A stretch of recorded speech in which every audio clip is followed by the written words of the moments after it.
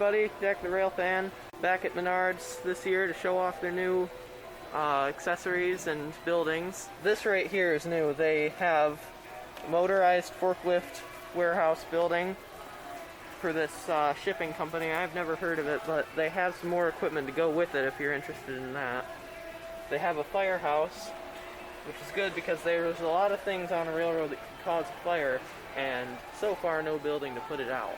They have this new strip mall building, burger company, candy store, which really just looks like they just sell M&Ms, a dollar store, a cabinet store, and a Whirlpool appliances store. Then this right here, I think I might want a few of these. These are flats for a warehouse on the side and a lighting appliances supply building. So that way you can put it up against the wall and make it look like you have more buildings and more space than you really do, which adds a lot more depth and realism to your layout. They have a police place now to go along with the fireplace, with a helicopter on top just like the fireplace. And a new engine shop with 2 stalls that's surprisingly just as long but taller and more decorated than the old one. One of the tracks is dead end inside and one of them goes straight through, and there's plenty of room for any kind of track. They have a lumber yard that is the same location, made up location, Cripple Creek, as the engine works. There's a FedEx shipping place, and they've gotten a whole bunch of new HO sets from Bachman. They have the Iron Mountain set. They have, I think this might have been here last year, it's the last one left here, the Great Lakes Flyer. They have the Bachman Rocket Freight set with the BNSF GP40 and a Santa Fe GP40 set called the Thunderhawk. Then they have a Tide, looked like a distribution or chemical plant of some kind. Like I was talking about, they have a flat car set for that Snyder National Shipping Company. And something I think is really great, they finally have ore cars.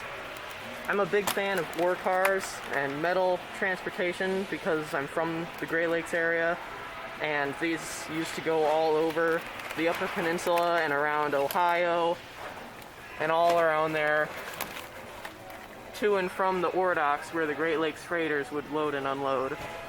So I think I might ask for some of those for Christmas. I don't think they had this before. They have a Santa Fe decoration now. They have catalogs for all this stuff. I got one of these and decided to come here. Then they have quite a few new tank cars and grain cars. Most notably the Tide and CSX modern tank cars, and the Lifesavers tank car, and the Saskatchewan grain car. I think they might have had a weathered version of the Frisco car last year, but they didn't have the normal version, so if you'd like to weather it yourself, they have that now. We interrupt this video with a special history lesson on the St. Louis and San Francisco Railroad. Be careful, because that Frisco, that's a very, very, very long time thing. Yeah. When I was growing up, World War II, Frisco was down between St. Louis and the West Coast. That's where all the GIs come through there. That's how the Frisco was. Yeah. That was I see that thing here and I said, oh my gosh, that goes back to World War II. That's the only one in here that goes back that far. Yeah. And they have quite a few of those too. Frisco, they went from St. Louis all the way to California. And their full name had St. Louis in it.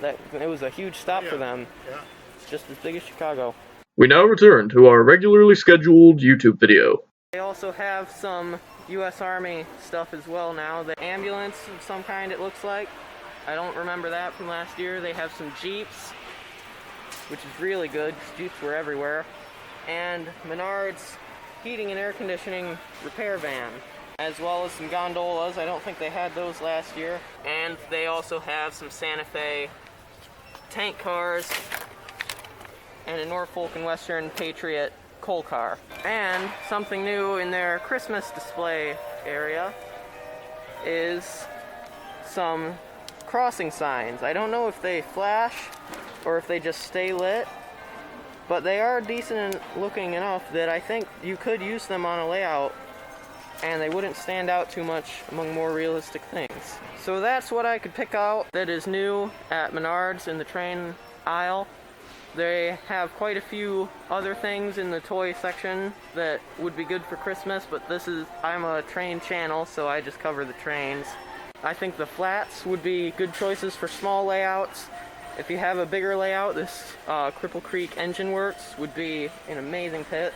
It's a lot cheaper than the one I got in this National Power and Light place, but it might be too big for some layouts. That'll be it for today. Jack the Rail Fan, signing off.